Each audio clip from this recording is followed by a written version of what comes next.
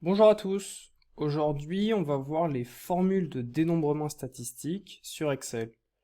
Alors, ne vous attardez pas sur le terme formule de dénombrement statistique. Attardez-vous essentiellement sur ces formules-là. Leur utilisation, elle va être très importante et elles vont surtout permettre de comprendre la suite qui va être encore plus complexe. Donc, là, on va travailler sur ces 5 formules. Donc la première formule, NB, donc on va écrire sous la forme égale NB, entre parenthèses, les cellules. Donc compte les cellules qui contiennent un nombre. Donc ça va compter que s'il y a des nombres ou des chiffres, et pas si c'est des lettres ou des signes. NBval. La formule NBval, donc elle compte le nombre de cellules non vides. Donc dès qu'il y a quelque chose dans la cellule, elle le compte, s'il n'y a rien, elle ne le compte pas. Donc la formule c'est égale NBval, et la plage entre parenthèses. Ensuite, on va avoir la formule NBvide, NB.vide. Donc, compte les cellules vides d'une plage. Donc, c'est le contraire de NBval. Donc, c'est égal NB.vide et la plage entre parenthèses. Ensuite, on va voir NB.si, donc qui compte les cellules qui satisfont à une condition. Il ne compte pas ce qu'il y a à l'intérieur de la cellule, il compte juste la cellule. Donc, compte les cellules qui satisfont une condition. Donc, la forme de la formule, ce sera égal nb.si, ouvrir la parenthèse, la plage de données à laquelle on veut faire correspondre un critère ou non, en tout cas comparer si elle correspond au critère, point virgule, on m'a dit c'était pour bien séparer le point virgule, et ensuite, donc, le critère. Le critère, on verra qu'il faut le mettre entre guillemets, on va voir ça sur la suite. Et ensuite, dernière formule, un poil plus complexe, donc c'est SUMSI. Donc effectue la somme d'une plage de cellules qui satisfont une condition. Donc cette fois, elle ajoute bien la valeur qu'il y a dans la cellule. Donc la forme c'est égal somme.si, ouvrir la parenthèse, la plage de cellules à laquelle on veut qu'on veut comparer un critère. Ensuite, point virgule pour bien séparer. Le critère, point virgule, et cette fois-ci, les cellules qu'on veut ajouter. Ça pourra être la même plage, mais on va voir que ça pourra être des plages différentes. Donc on va voir ça avec un exemple. Alors, donc là c'est un ensemble de données, on voit qu'il y a des cases vides, on voit qu'il y a des cases avec des chiffres, avec des nombres, et qu'il y a des cases avec du texte. Donc ça va nous permettre de tester un peu chaque formule. Alors, d'abord, nombre de cellules d'une plage qui contient un nombre. Donc ça correspond à la formule NB. Donc NB égale NB, ouvrir la parenthèse. Donc la plage de cellules, on l'a vu sur la vidéo précédente, elle commence à C3 et elle finit à F6. Donc là, on écrit C3, 2 points, F6. Et on ferme la parenthèse. Et donc, ça nous donne 10, ça veut dire qu'il y a 10 cellules qui contiennent un nombre ou un chiffre. On va vérifier 1, 2, 3, 4, 5, 6, 7, 8, 9 et 10. Donc ça va, je sais compter et Excel aussi. Nombre de cellules d'une plage non vide. Donc là, ça va me compter tous ceux qui sont où il y a quelque chose à l'intérieur. Donc NB, ça c'est NB val, pour les non vides. Et donc là, pareil, de C3, alors, C3, 2 points, F6. Et on ferme la parenthèse.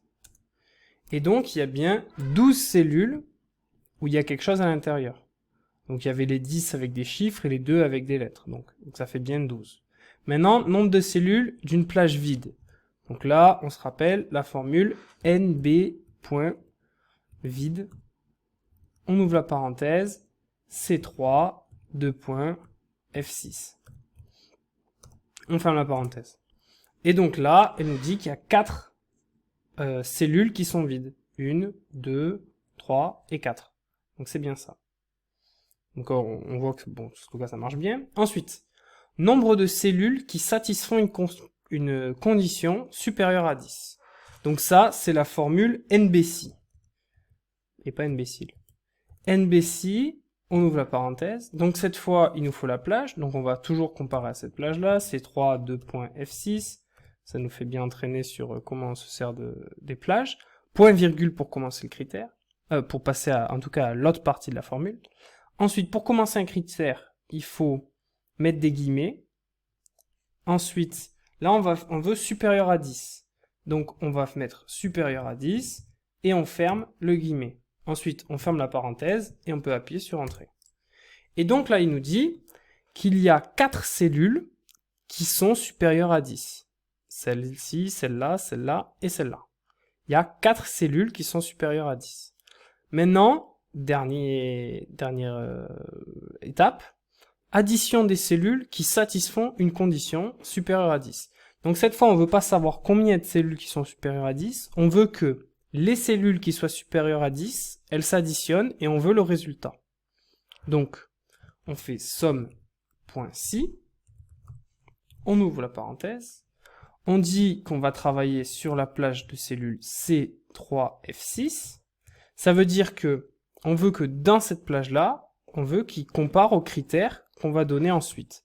Donc, on passe à l'autre partie de la formule avec le point virgule, on commence à écrire notre critère entre guillemets, on écrit supérieur à 10, on ferme la parenthèse, on ferme les guillemets, donc ensuite point virgule pour passer au reste, et on dit donc, c'est ces éléments-là que tu vas ajouter. C'est C3 de point F6. Donc c'est, si dans cette plage-là, il y a des éléments qui sont supérieurs à 10, ajoute les éléments qui sont dans cette plage-là. C'est bizarre dit comme ça, mais vous allez voir sur l'exercice suivant que ça aura un peu plus de sens. Et donc là, on ajoute, et là, ça fait 55. Donc visiblement, 17 plus 15 plus 11 plus 12, de tête, ça fait bien 55.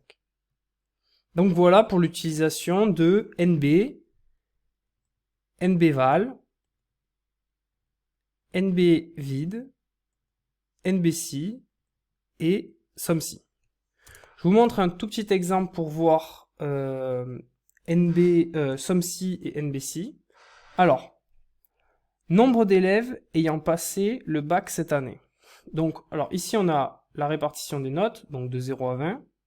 Et ici on a le nombre d'élèves et le nombre d'élèves qui a obtenu cette note au baccalauréat, mais peu importe, là l'exercice n'est pas très détaillé. Donc combien il y a d'élèves qui ont passé le bac cette année? Alors là, pas trop dur, là il suffit de faire une somme. On ouvre la parenthèse et on met donc cette colonne-là, donc de B2 à B22, et on aura la réponse. B2 de point B22. On ferme, et donc on sait qu'on a 162 élèves qui ont passé le bac cette année. Par contre, maintenant, on veut savoir le nombre d'élèves ayant obtenu la moyenne ou plus cette année. Donc pour avoir obtenu la moyenne au plus cette année, donc il faudrait ajouter cet ensemble-là. Donc on a la réponse ici déjà. Ah non, là ici ça vous affiche pas, mais bon. On va utiliser SOMMCI donc. Donc égal SOMMCI, somme.si, pardon. On ouvre la parenthèse. Donc la première plage, rappelez-vous, c'est la plage qui va devoir affronter un critère. Donc nous ce qu'on va faire, c'est qu'on va sélectionner cette plage des notes, et on va y afficher le critère qu'il faut qu'elle soit supérieure ou égale à 10. Parce qu'un élève qui arrive à avoir 10, il aura son bac. Donc, on va lui mettre supérieur ou égal à 10. Et ensuite, on ferme les guillemets, et donc on aura bien affronté ce critère. Mais cette fois, contrairement à tout à l'heure sur l'exemple basique, on va pas lui dire d'ajouter les mêmes données à laquelle il affronte le critère. On peut lui faire ajouter d'autres données. Là, ici, Excel, le logiciel, on lui dit, si dans A222, il y a des cellules qui sont supérieures à 10, alors ajoute les cellules qui sont dans B222.